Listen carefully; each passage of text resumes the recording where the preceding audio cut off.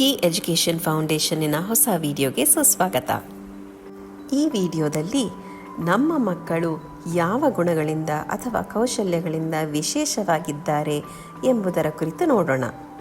ಮೊದಲಿಗೆ ಖುಷಿ ಎಂಬುವ ಮೀನಿನ ಕಥೆಯೊಂದನ್ನು ಕೇಳೋಣ. ಖುಷಿಗೆ ನೀರಿನಲ್ಲಿ ಆಟ ಆಡೋದು ಅಂದರೆ ತುಂಬಾ ಇಷ್ಟ. ಖುಷಿಗೆ ನದಿಯಲ್ಲಿ ಹೊಸ ಹೊಸ ಜಾಗಗಳಿಗೆ ಹೋಗೋದು ಅಥವಾ ನದಿಯಲ್ಲಿರೋ ಯಾವುದೋ ಒಂದು ಹೊಸ ವಸ್ತುವನ್ನು ಹುಡುಕೋದು ಇಂಥದ್ದು ಮಾಡೋದಕ್ಕೆ ತುಂಬಾ ಇಷ್ಟ.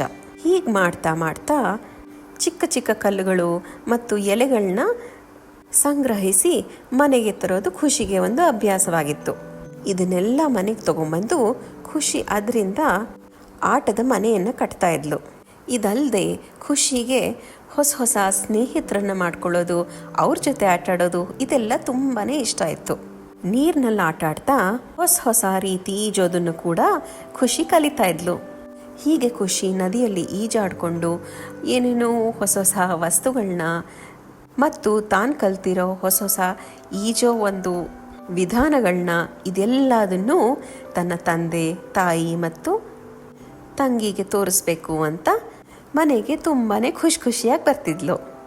ಆದರೆ ಮನೆಯಲ್ಲಿ ತಂದೆ ತಾಯಿ ಲೀಲಾ ಮಾಡಿದ ಕೆಲಸಗಳನ್ನ ಒಂದೊಂದ್ಸತಿ ಇನ್ನೂ ಹೆಚ್ಚು ಮೆಚ್ಕೋತಾ ಇದ್ರು. ಉದಾಹರಣೆಗೆ ನದಿಯಿಂದ ತಗೊಂಬಂದಿದ್ದ ಬಣ್ಣ ಬಣ್ಣದ ಕಲ್ಲುಗಳನ್ನು ಬಳಸಿ ಖುಷಿ ಒಂದು ಸುಂದರವಾದ ಮನೆ ಕಟ್ಟಿದ್ರೆ, ಲೀಲಾ ಸ್ಕೂಲ್ನಲ್ಲಿ ಫಿಶ್ ರೇಸ್ನಲ್ಲಿ ಮೊದಲ ಸ್ಥಾನ ಪಡೆದಿದ್ಲು. ಅಂಥ ದಿನಗಳಲ್ಲಿ ಖುಷಿ ಕಟ್ಟಿದ ಆ ಸುಂದರವಾದ ಮನೆ ಲೀಲಾಳ ಸಾಧನೆಯ ಮುಂದೆ ತುಂಬಾ ಚಿಕ್ಕದಾಗಿ ಕಾಣಿಸ್ತಿತ್ತು. ಇದರಿಂದ ಖುಷಿಗೆ ತುಂಬಾ ಬೇಜಾರಾಗ್ತಿತ್ತು. ಯಾಕಂದರೆ ತಂದೆ ತಾಯಿ ಲೀಲಾಗೆ ತಪ್ಪಿಕೊಂಡು ಮತ್ತು ಶಭಾಷ್ ಅಂತ ಹೇಳಿ ತುಂಬಾ ಹೊಗಳ್ತಿದ್ರು. ಲೀಲಾ ಇಷ್ಟವಾದ ಊಟ ತಿಂಡಿ ಕೂಡ ಮಾಡ್ತಿದ್ರು.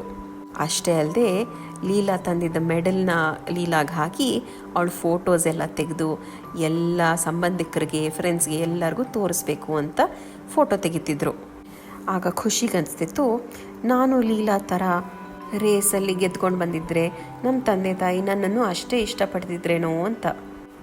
ಈ ಕಥೆಯಿಂದ ನಾವು ಏನನ್ನು ಕಲಿಬೋದು? ಖುಷಿ ಮತ್ತು ಲೀಲಾ ಇಬ್ಬರು ಯಾವುದರಲ್ಲಿ ಉತ್ತಮವಾಗಿದ್ದರು? ಲೀಲಾ ತುಂಬ ವೇಗವಾಗಿ ಈಜಕ್ಕೆ ಬರ್ತಿತ್ತು. ಸೈನ್ಸ್ ಮತ್ತು ಬೇರೆ ಸಬ್ಜೆಕ್ಟ್ಗಳಲ್ಲೆಲ್ಲ ಅವಳು ತುಂಬಾ ಚೆನ್ನಾಗಿ ಓದ್ತಿದ್ಲು. ಇನ್ನೊಂದು ಕಡೆ ಖುಷಿ ಹೊಸ ಸ್ನೇಹಿತರನ್ನ ಮಾಡ್ಕೊಳ್ಳೋದ್ರಲ್ಲಿ ಎತ್ತಿದ ಕೈ. ಅದಲ್ಲದೆ ಖುಷಿಯಲ್ಲಿ ಸೃಜನಶೀಲತೆ ತುಂಬ ಹೆಚ್ಚಾಗಿತ್ತು ಮತ್ತು ಹೊಸ ಹೊಸ ವಿಷಯಗಳ ಬಗ್ಗೆ ಕಂಡು ಹಿಡಿಯೋದ್ರಲ್ಲಿ ಅವಳಿಗೆ ತುಂಬಾ ಆಸಕ್ತಿ ಇತ್ತು. ಹಾಗಾದರೆ ನಿಮ್ಮ ಪ್ರಕಾರ ಯಾರು ಹೆಚ್ಚು ಪ್ರತಿಭಾವಂತರು? ಲೀಲಾ ಸ್ಕೂಲ್ನಲ್ಲಿ ಚೆನ್ನಾಗಿ ಓದೋದು, ಆಟಪಾಠದಲ್ಲಿ ಚೆನ್ನಾಗಿದ್ದು ಪ್ರೈಸ್ಗಳನ್ನ ಗೆದ್ದರೆ, ಖುಷಿ ಹೊಸ ಸ್ನೇಹಿತರನ್ನ ಮಾಡ್ಕೊಳ್ಳೋದ್ರಲ್ಲಿ, ಜನರ ಜೊತೆ ಹೇಗೆ ಬೆರಿಬೇಕು ಅಂತ ಕಲಿಯೋದ್ರಲ್ಲಿ ಜಾಣೆಯಾಗಿದ್ಲು. ಎಷ್ಟೊಂದು ಸತಿ ನಮ್ಮ ಮಕ್ಕಳು ಮಾಡೋ ಯಾವುದೋ ಒಂದು ಕಾರ್ಯ ಬೇರೆ ಮಕ್ಕಳು ಮಾಡದೇ ಇರಬಹುದು. ಉದಾಹರಣೆಗೆ ಎಲ್ಲರಿಗೂ ಕಲಾಕೃತಿಯ ಒಂದು ಕೌಶಲ್ಯ ಇಲ್ಲದೆ ಇರಬಹುದು. ಮನೆಯಲ್ಲಿ ಮಕ್ಕಳು ತಮ್ಮ ಕಣ್ಮುಂದೆ ಇರೋ ವಸ್ತುಗಳನ್ನೆಲ್ಲ ಜೋಡಿಸ್ಕೊಂಡು ಆಕಾರಗಳು ಮಾಡೋದಿರಬಹುದು ಅಥವಾ ಸುಂದರವಾದ ಚಿತ್ರವನ್ನು ಬಿಡಿಸೋದಿರ್ಬೋದು.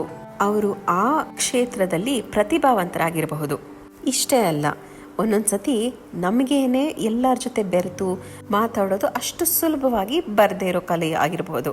ಆದರೆ ಕೆಲವು ಮಕ್ಕಳು ಅದರಲ್ಲಿ ಉತ್ತಮವಾಗಿರಬಹುದು. ಅಂದರೆ ಅವರು ಸ್ನೇಹಿತರನ್ನ ಮಾಡ್ಕೊಳ್ಳೋದು ಅಥವಾ ಅವ್ರ ಜೊತೆ ಚೆನ್ನಾಗಿ ಆಟ ಆಡೋದು ಇದು ಕೂಡ ಒಂದು ಕೌಶಲ್ಯನೇ. ಈಗ ಲೀಲಾ ಮತ್ತು ಖುಷಿ ಇಬ್ಬರಿಗೂ ಮನಸ್ಸಿನಲ್ಲಿ ಹೇಗೆ ಅನಿಸ್ತಿರಬಹುದು? ಲೀಲಾಗೆ ತುಂಬಾ ಖುಷಿಯಾಗಿರಬಹುದು, ತನ್ನ ಬಗ್ಗೆ ಹೆಮ್ಮೆ ಅನಿಸ್ಬೋದು. ಯಾಕಂದರೆ ಸ್ಕೂಲಲ್ಲೂ ಅವರ ಟೀಚರ್ ಅವಳನ್ನ ಪ್ರಶಂಸಿಸಿರ್ಬೋದು ಅಥವಾ ಮನೆಯಲ್ಲಿ ಅವರ ತಂದೆ ತಾಯಿ ಅವಳನ್ನ ಹೊಗಳಿರಬಹುದು. ಇದರಿಂದ ಲೀಲಾಗೆ ತನ್ನಲ್ಲಿ ಆತ್ಮವಿಶ್ವಾಸ ಹುಟ್ಟುತ್ತೆ. ಇನ್ನೊಂದು ಕಡೆ ಖುಷಿಗೆ ತುಂಬಾ ಬೇಜಾರಾಗಿರುತ್ತೆ ಮತ್ತು ಅವಳ ತಂದೆ ತಾಯಿ ಅವಳನ್ನ ಪ್ರೀತಿಸಲ್ವೇನೋ ಎಂಬ ಒಂದು ಭಾವನೆ ಅವಳಲ್ಲಿ ಉಂಟಾಗಿರಬಹುದು. ಯಾಕೆಂದರೆ ಲೀಲಾನ ಹೊಗಳೋವಷ್ಟು ಖುಷಿನ ಅವಳ ತಂದೆ ತಾಯಿ ಹೊಗಳ್ದೇ ಇರಬಹುದು. ಮತ್ತು ಯಾವಾಗಲೂ ಲೀಲಾ ಜೊತೆ ಖುಷಿನ ಹೋಲಿಸೋದು ಆಗಿರಬಹುದು. ಆದರೆ ನಾವು ದೊಡ್ಡವರಿಗೆ ಗೊತ್ತು, ತಂದೆ ತಾಯಿ ಅಂದರೆ ಲೀಲಾನಾಗಲಿ ಖುಷಿನಾಗಲಿ ಇಬ್ರು ಒಂದೇ ರೀತಿ ಪ್ರೀತಿಸ್ತಾರೆ ಅಂತ. ಲೀಲಾಗೆ ಮಾರ್ಕ್ಸ್ ಜಾಸ್ತಿ ಬರುತ್ತೆ ಅಥವಾ ಪ್ರೈಸ್ ತಗೋತಾಳೆ ಅಂದ ಮಾತ್ರಕ್ಕೆ ತಂದೆ ತಾಯಿ ಅವಳನ್ನ ಹೆಚ್ಚು ಪ್ರೀತಿಸ್ತಾರೆ ಅಂತೇನಲ್ಲ ಅಂತ ನಮ್ಗೆ ಗೊತ್ತಿದೆ. ಆದರೆ ಒಂದು ಪುಟ್ಟ ಮೀನು ಆಗಿರೋ ಖುಷಿಗೆ ಇಷ್ಟೆಲ್ಲ ಅರ್ಥ ಆಗಲ್ಲ. ಅವಳ ಕಣ್ಣಿಗೆ ಏನು ಕಾಣಿಸುತ್ತೋ, ಏನು ಕೇಳಿಸ್ಕೊತಾಳೋ ಅದರಿಂದ ಅವಳು ತನ್ನದೇ ಆದ ಒಂದು ಅರ್ಥವನ್ನು ಕಲ್ಪಿಸ್ಕೊತಾಳೆ. ಲೀಲಾಯಿಂದ ಅವಳ ತಂದೆ ತಾಯಿ ಖುಷಿಯಾಗಿದ್ದಾಳೆ ಮತ್ತು ತನ್ನಿಂದ ಅವಳ ತಂದೆ ತಾಯಿ ಬೇಸರದಿಂದಿದ್ದಾರೆ ಅಂತ ಅವಳು ಭಾವಿಸ್ತಾಳೆ. ಇದರಿಂದ ಖುಷಿಯ ಆತ್ಮವಿಶ್ವಾಸ ಕೂಡ ಕಡಿಮೆ ಆಗತ್ತೆ. ಒಂದೊಂದು ಸತಿ ನಮಗೆ ಗೊತ್ತಿಲ್ಲದೇನೆ ನಾವು ಮಕ್ಕಳನ್ನ ಹೋಲಿಸ್ತೀವಿ. ಉದಾಹರಣೆಗೆ, ನೀನು ಯಾಕೆ ನಿಮ್ಮ ಅಕ್ಕನ ಥರ ಇರಬಾರ್ದು, ಅಥವಾ ನೋಡು ನಿನ್ನ ಫ್ರೆಂಡ್ ಎಷ್ಟು ಚೆನ್ನಾಗಿ ಓದ್ತಿದ್ದಾಳೆ, ನೀನು ಯಾಕೆ ಆ ಥರ ಓದಬಾರ್ದು. ಆದರೆ ಈ ಥರ ಹೋಲಿಸೋದ್ರಿಂದ ಮಕ್ಕಳ ಆತ್ಮವಿಶ್ವಾಸ ಕಡಿಮೆ ಆಗತ್ತೆ. ಪ್ರತಿಯೊಂದು ಮಗುವು ತನ್ನದೇ ಆದ ಒಂದು ವಿಶೇಷತೆಯನ್ನು ಹೊಂದಿರ್ತಾರೆ. ಅವರಲ್ಲಿರುವ ವಿಶೇಷ ಗುಣಗಳು ಅಥವಾ ಕೌಶಲ್ಯಗಳನ್ನು ನಾವು ಪ್ರೋತ್ಸಾಹಿಸಿದ್ರೆ ಮಕ್ಕಳಿಗೆ ಖುಷಿಯಾಗತ್ತೆ ಮತ್ತು ಅವರ ಬಗ್ಗೆ ತಮಗೆ ಹೆಮ್ಮೆ ಅನಿಸತ್ತೆ. ಮಕ್ಕಳಿಗೆ ಅವರು ಯಾವ ಕಾರ್ಯವನ್ನು ಚೆನ್ನಾಗಿ ಮಾಡ್ತಾರೆ ಅನ್ನೋದು ತಿಳ್ಕೊಂಡ್ರೆ ಅವರ ಆತ್ಮವಿಶ್ವಾಸ ಹೆಚ್ಚತ್ತೆ. ಇದರಲ್ಲಿ ನಾವು ಹೇಗೆ ಸಹಾಯ ಮಾಡ್ಬೋದು ಅಂದರೆ, ಮಕ್ಕಳನ್ನು ಗಮನಿಸಿ ಅವರು ಯಾವುದರಲ್ಲಿ ಉತ್ತಮವಾಗಿದ್ದಾರೆ ಅಂತ ನಾವು ಫಸ್ಟ್ ತಿಳ್ಕೋಬೇಕು. ಮಗುಗೆ ಪ್ರಾಣಿಗಳ ಬಗ್ಗೆ ತಿಳ್ಕೊಳ್ಳೋಕೆ ಇಷ್ಟನಾ, ಅಥವಾ ಅವರಿಗೆ ಸ್ಕೂಲ್ನಲ್ಲಿ ಯಾವುದೋ ಒಂದು ಸಬ್ಜೆಕ್ಟ್ ಬಗ್ಗೆ ಹೆಚ್ಚು ಆಸಕ್ತಿ ಇದೆಯಾ, ಅಥವಾ ಅವ್ರಿಗೆ ಕ್ರೀಡೆಗಳಲ್ಲಿ ಆಸಕ್ತಿ ಇದೆಯಾ ಇತ್ಯಾದಿ. ಮಕ್ಕಳು ಎಷ್ಟೊಂದು ಕ್ಷೇತ್ರಗಳಲ್ಲಿ ಆಸಕ್ತಿ ತೋರಿಸ್ಬೋದು. ಅವರು ಇಷ್ಟಪಡೋದನ್ನು ಮಾಡಿದ್ರೆ ಅವರು ಆ ಕಾರ್ಯವನ್ನು ಉತ್ತಮವಾಗಿ ಮಾಡ್ತಾರೆ. ಈ ರೀತಿ ನೀವು ನಿಮ್ಮ ಮಗುವಲ್ಲಿ ಅವರ ಯಾವ ಗುಣ ಅಥವಾ ಕೌಶಲ್ಯ ವಿಶೇಷವಾಗಿದೆ ಎಂದು ನೀವು ಗಮನಿಸಿ ಅದನ್ನು ಅವರಿಗೆ ಹೇಳಿದ್ರೆ ನಿಮ್ಮ ಮಗು ಕೂಡ ಅದನ್ನು ಗಮನಿಸಲು ಪ್ರಾರಂಭಿಸ್ತಾರೆ. ಎರಡನೇದು, ಮಕ್ಕಳು ಅವರು ಏನು ಮಾಡಲು ಇಷ್ಟಪಡ್ತಾರೋ ಅದನ್ನು ಪ್ರೋತ್ಸಾಹಿಸಿ. ಉದಾಹರಣೆಗೆ, ಅವರು ಶಾಲೆಯಲ್ಲಿ ಮಾಡಿದ ಯಾವುದೋ ಒಂದು ಚಿತ್ರ ತಂದು ನಿಮಗೆ ತೋರಿಸ್ಬೋದು, ಅಥವಾ ಯಾವುದೋ ಒಂದು ಕಥೆಯನ್ನು ನಿರ್ಮಿಸಿ ಆ ಕಥೆಯನ್ನು ನಿಮಗೆ ಹೇಳ್ಬೋದು. ಆಗ ನೀವು ಅವ್ರನ್ನ ಪ್ರೋತ್ಸಾಹಿಸಿ ಪ್ರಶಂಸೆ ತೋರಿಸಿದ್ರೆ ಅವರು ಆ ಕಾರ್ಯವನ್ನು ಮತ್ತೆ ಮಾಡಲು ಇಷ್ಟಪಡ್ತಾರೆ.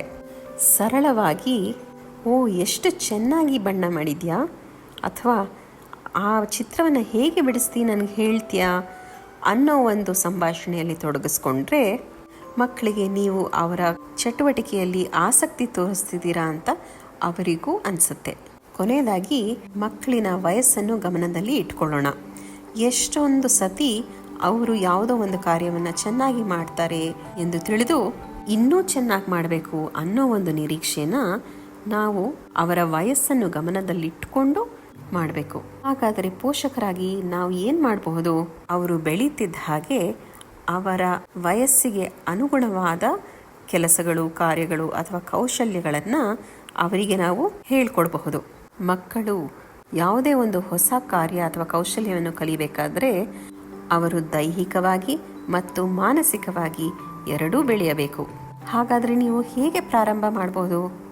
ಈ ವಿಡಿಯೋ ನೋಡಿದ ನಂತರ ನಿಮ್ಮ ಮಗುವಿನಲ್ಲಿ ಇರುವ ಯಾವುದಾದರೂ 2 ವಿಶೇಷ ಗುಣಗಳು ಅಥವಾ ಕೌಶಲ್ಯಗಳ ಬಗ್ಗೆ ಆಲೋಚಿಸಿ. ಮುಂದಿನ ಬಾರಿ ಅವರು ಆ ಕಾರ್ಯ ಅಥವಾ ಕೌಶಲ್ಯವನ್ನು ನಿಮ್ಮ ಮುಂದೆ ಪ್ರದರ್ಶಿಸಿದರೆ ಅದನ್ನು ಪ್ರೋತ್ಸಾಹಿಸಿ ಮತ್ತು ಪ್ರಶಂಸಿಸಿ. ಕಾಮೆಂಟ್ಸ್ನಲ್ಲಿ ನಮಗೆ ತಿಳಿಸಿ ನಿಮ್ಮ ಮಗು ಯಾವ ವಿಶೇಷ ಗುಣವನ್ನು ಹೊಂದಿದ್ದಾರೆ ಎಂದು, ಮತ್ತು ನೀವು ಅದನ್ನು ಹೇಗೆ ಪ್ರೋತ್ಸಾಹಿಸುತ್ತಿದ್ದೀರಿ ಎಂದು. ಈ ವಿಡಿಯೋವನ್ನು ವೀಕ್ಷಿಸಿದ್ದಕ್ಕಾಗಿ ಧನ್ಯವಾದಗಳು.